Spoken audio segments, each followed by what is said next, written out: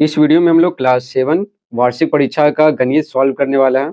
Model set कितना है 1 है। ठीक है, अगर आप ये मॉडल सेट पूरा का पूरा देख लेता है तो आपके एक भी प्रश्न एग्जाम में नहीं छूटेंगे। तो चलिए बिना समय गवाए वीडियो को स्टार्ट करते हैं। तो ये मॉडल सेट 1 है। ठीक है, तो क्वेश्चन सॉल्व करने के लिए आपको समय दिए जाएंगे 2 घंटे और टोटल मार्क्स रहेगा 50। ठीक है, तो देखिए यहाँ पर पहला में क्या है, टिक द करेक्ट है। सही विकल्प पर सही का चिन्ह लगाइए। एक सही कीजिएगा ना तो 1.25 नंबर मिलेगा और चारों सही कीजिएगा तो 5 नंबर मिलेगा। तो यहाँ पे पहला है वह संख्या जो न तो धन पूर्णांक है और न ही ऋण पूर्णांक है, तो क्या हो जाएगा, ख हो जाएगा 0। निम्न में से किस संक्रिया में क्रम विनिमय गुण नहीं नहीं होता है, मतलब क्रम विनिमय गुण लागू नहीं होता है। तो किस पे लागू नहीं होता है, घटाव पे लागू नहीं होता है।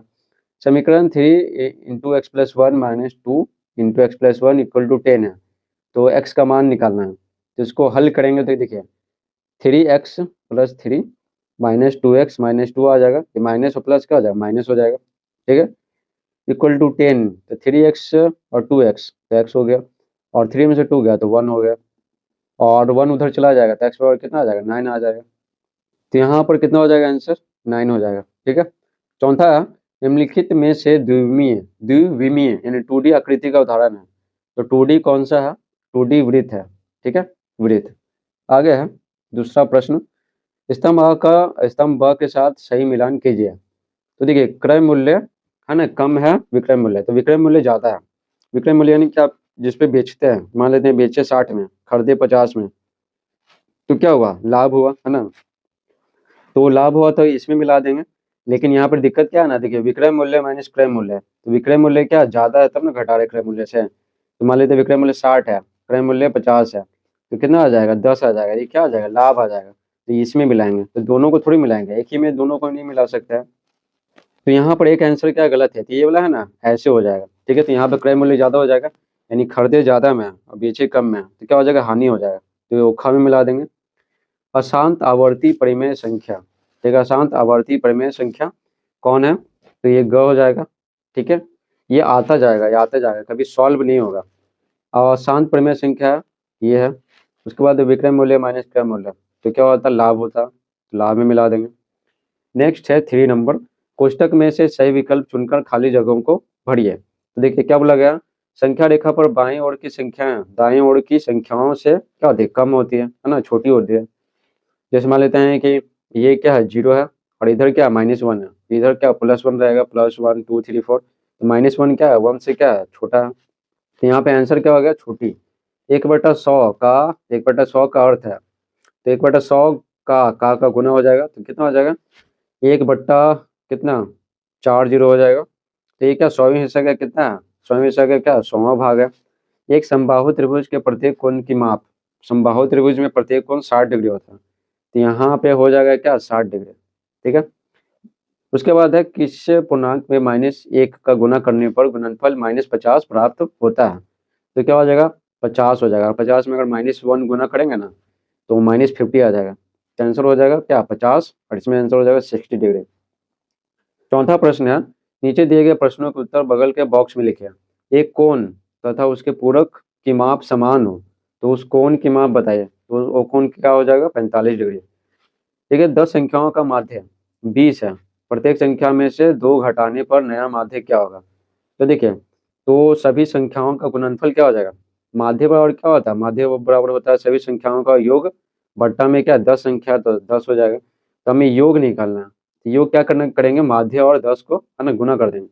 तो संख्याओं का योग, तो माध्य गुना 10, तो माध्य कितना है 20 है, संख्या 10 है, कितना हो जाएगा 200 हो जाएगा।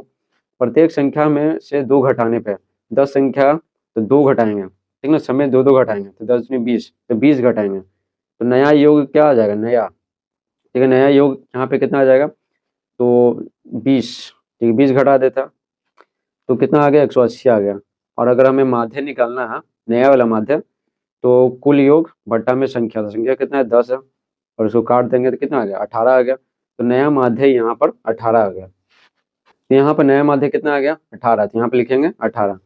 x² + y² प्राप्त करने के लिए x में क्या जोड़ा जाए।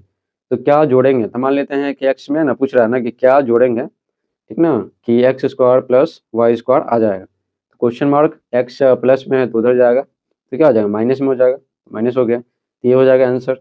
तो ये छोटा सा बॉक्स में लिख देंगे x square plus y square minus x. ठीक है, तो आपको सॉल्व नहीं करना है, जो छोटा सा बॉक्स दिया हुआ है ना ये सब इसी में से ना, इसी में क्या करना है भरना है।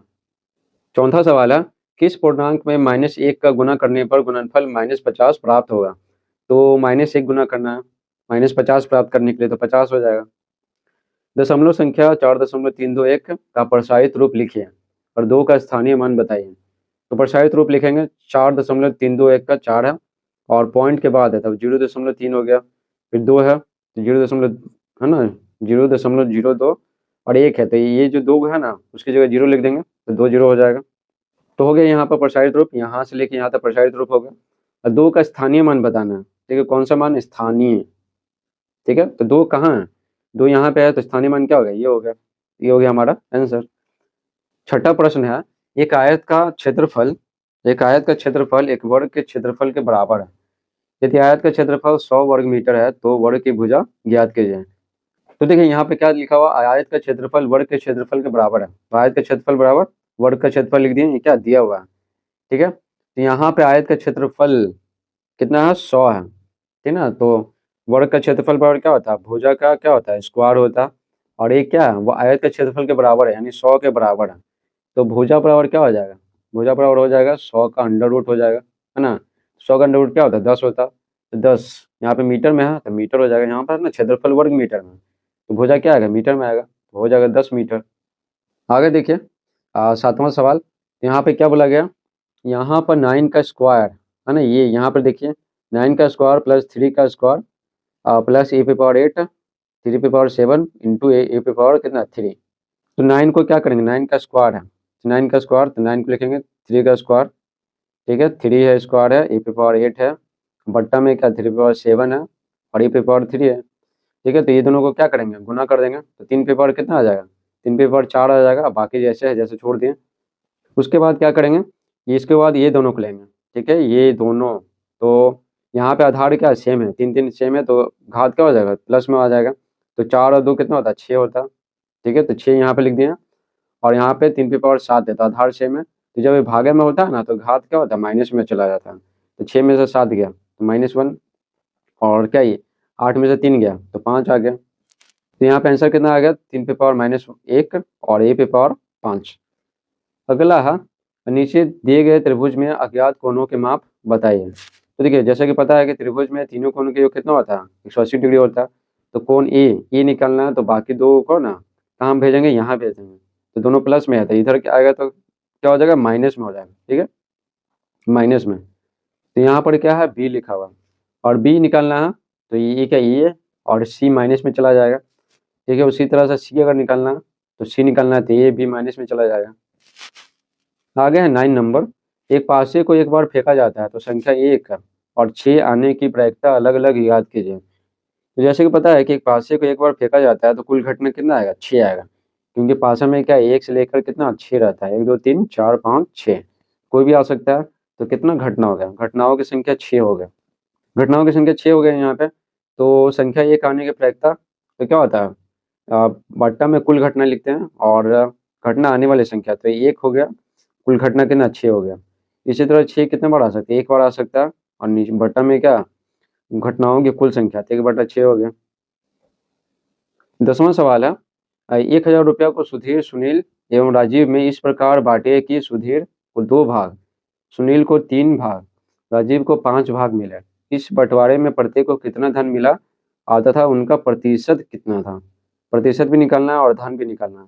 तो देखिए क्या करेंगे, सबसे पहले क्या सुधीर सुनील और राजीव, तो सुधीर को कितना 2 मिला है ना, सुनील को 3 मिला और राजीव को कितना 5 मिला। ठीक है, तो सभी भागों का योग कितना हो गया 2 3 5 5 5 10, तो 10 हो गया। ठीक है, प्रतिशत निकालना है, तो प्रतिशत कैसे निकालते हैं, तो देखिए सुधीर को कितना प्रतिशत मिला, तो सुधीर को 2 भाग मिला 10 में, तो कुल भाग है ना नीचे लिखते हैं और गुना में क्या 100 करते हैं। ठीक है, तो ये आता प्रतिशत 1 0 1 0 कट गया तो 20%, तो सुधीर को कितना मिला 20% मिला।